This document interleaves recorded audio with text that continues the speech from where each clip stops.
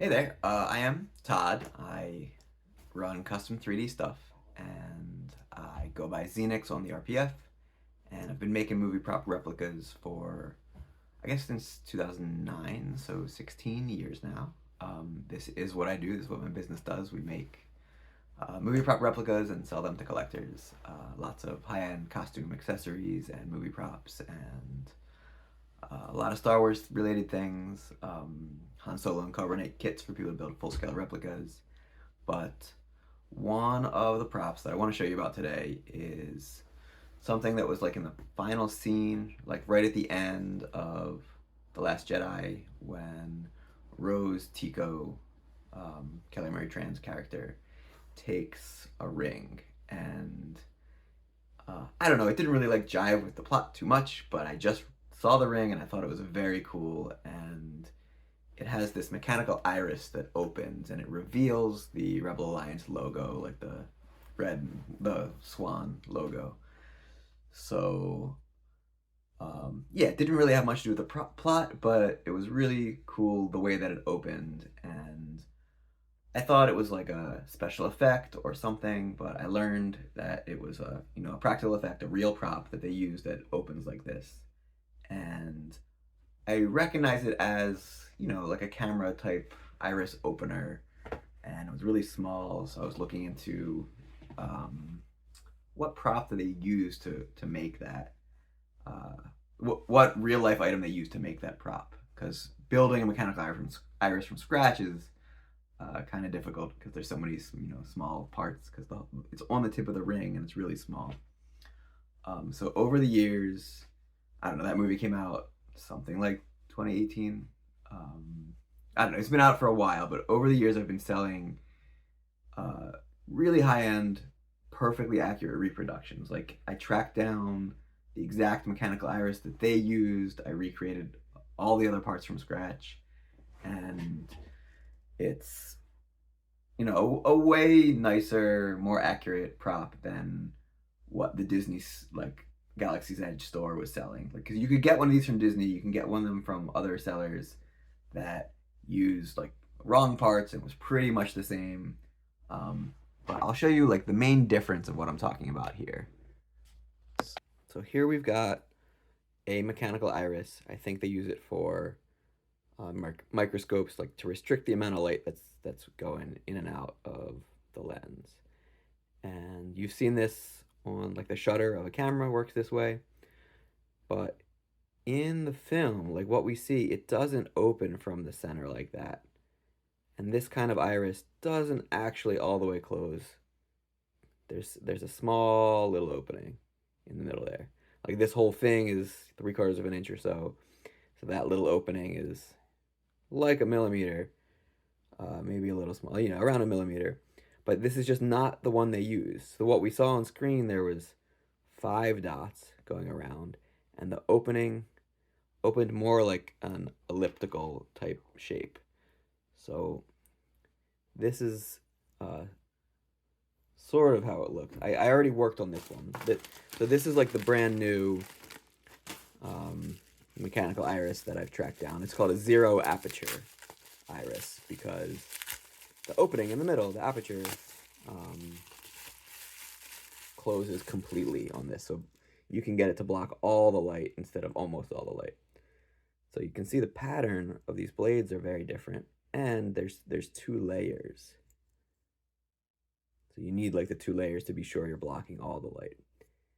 And this part is very expensive compared to, this you can get on eBay for like $3 or something like that. I don't remember exactly, but you can find regular, center opening irises that are not zero aperture for a few dollars, where this one is about $50.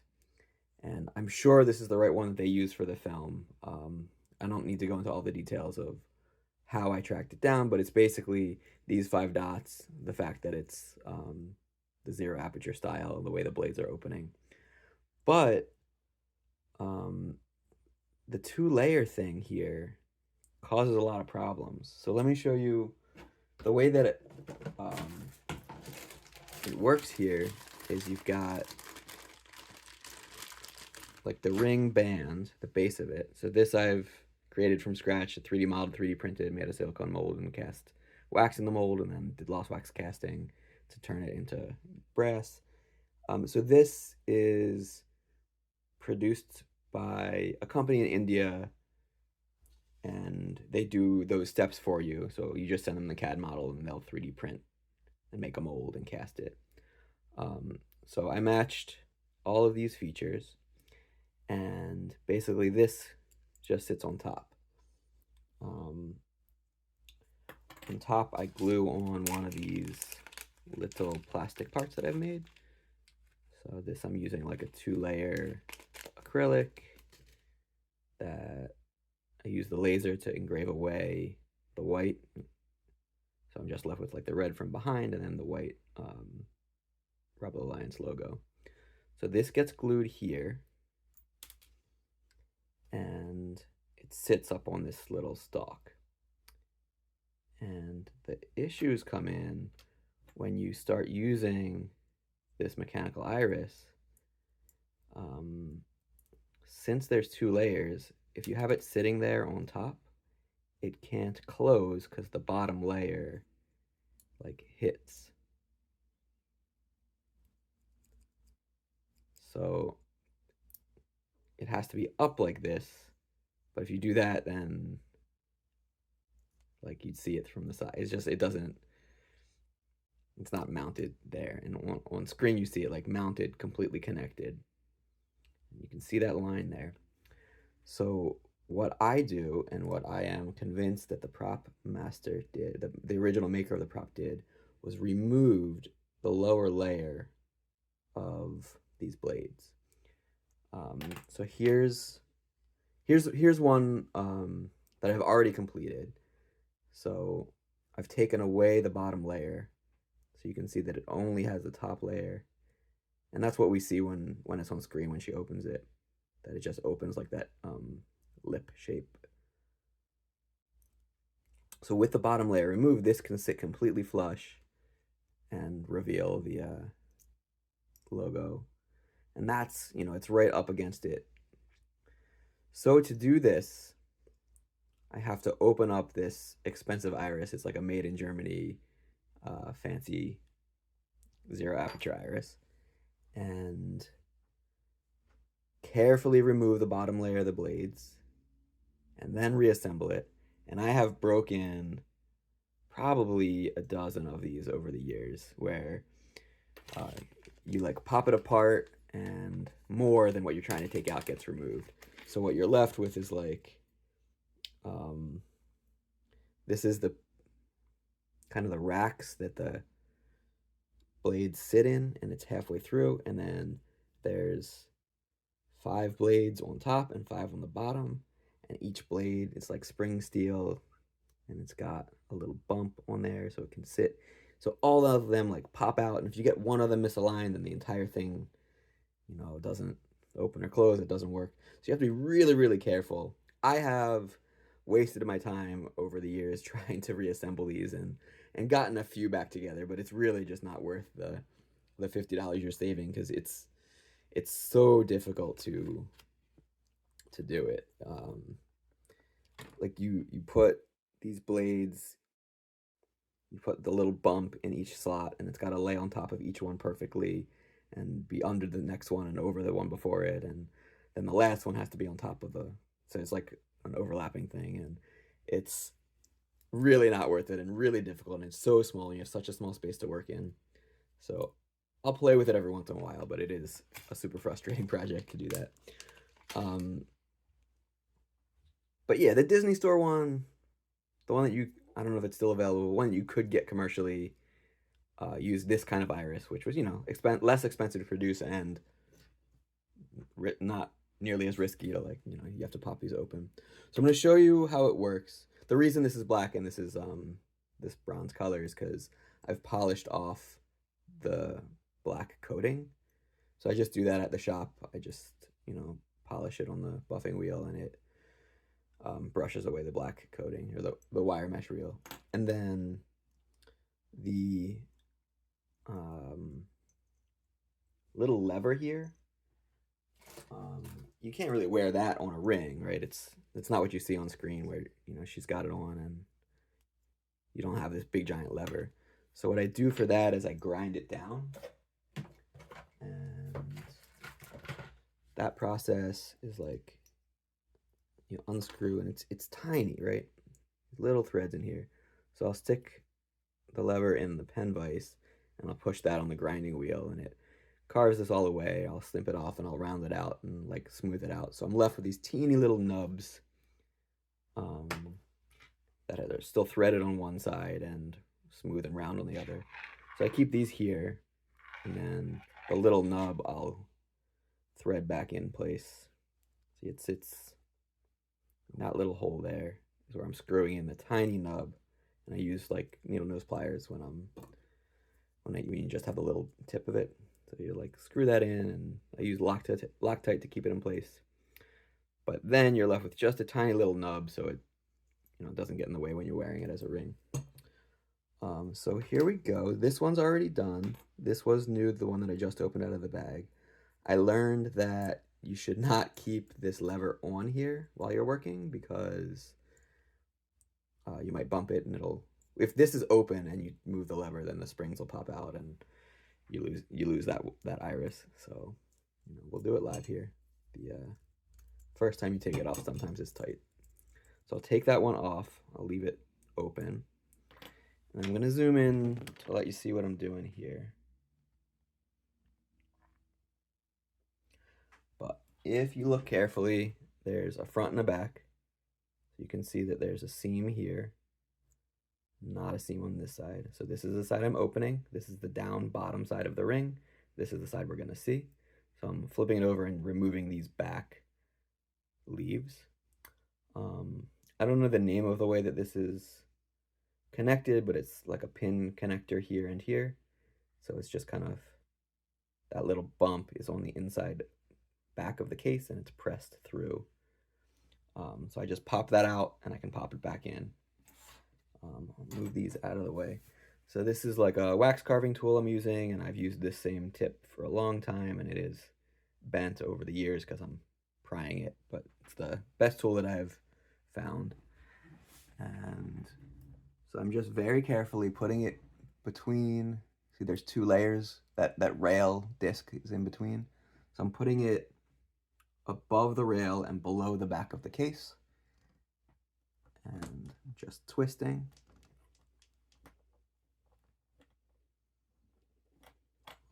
Sometimes I'll try, it's easier to like pry it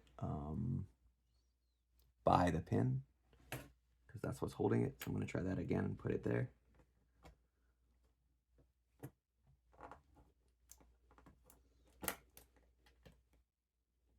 Yeah, this one is tighter, so I'm going to maybe try a different tool, but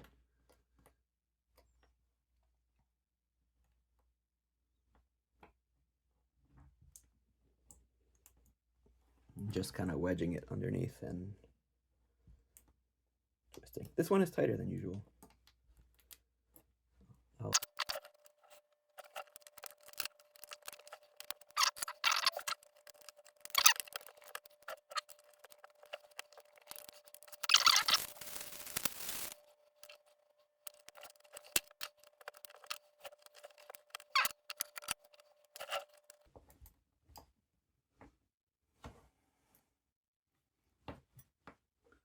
So it looks like I've gotten it open a bit. So it has moved a little. But in the past, usually these just pop open, so that's a little annoying. There we go. All right. So I've popped it open, but I need to hold down the bottom ring, like that middle ring, the track. So I'm keeping pressure on it constantly because I don't want it to pop up when I knock out these springs. Because if it moves up just a little bit, then the bottom layer, like the other layer, the top layer, is gonna get all messed up. All the leaves on the other side. So So you really have to make sure and hold it in place, or else these will, the whole thing will be ruined. So I have them all out.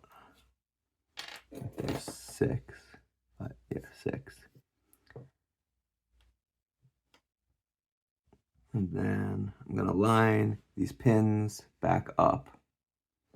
There's one here and here, and then the holes for it are there and there. So I'll line it back up, very carefully place it on top.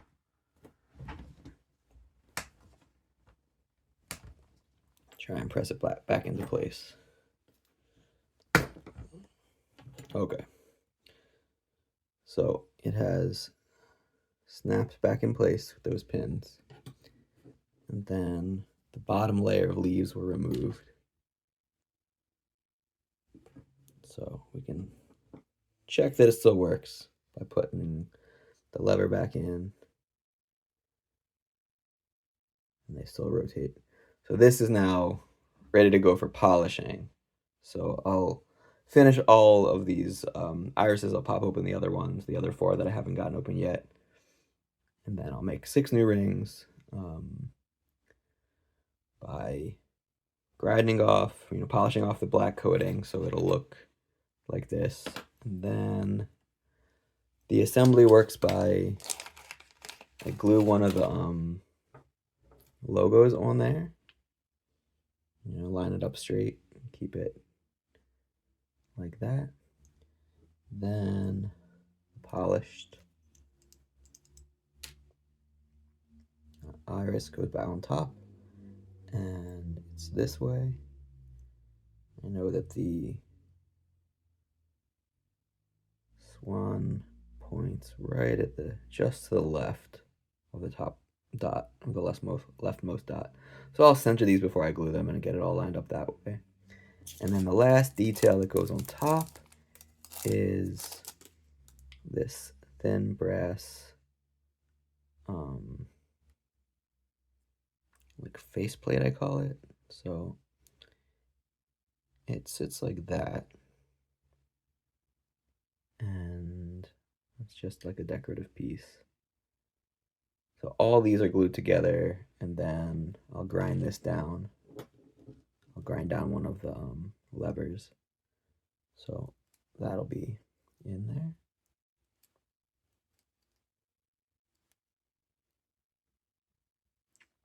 And that's what the finished one looks like.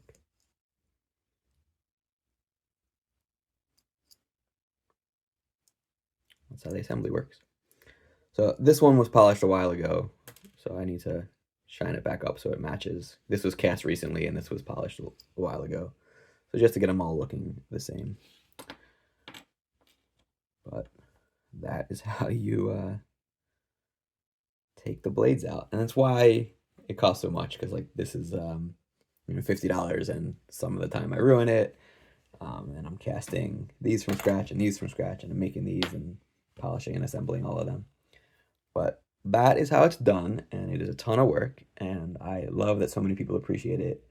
And it's I don't know, just super neat to see all the steps that someone else went through to make this ring, and then try and figure out what they did and find and track down all these. So there's a thread on the Replica Prop Forum about how this was tracked down, and you can see finished pictures there and on my website at custom3dstuff.com.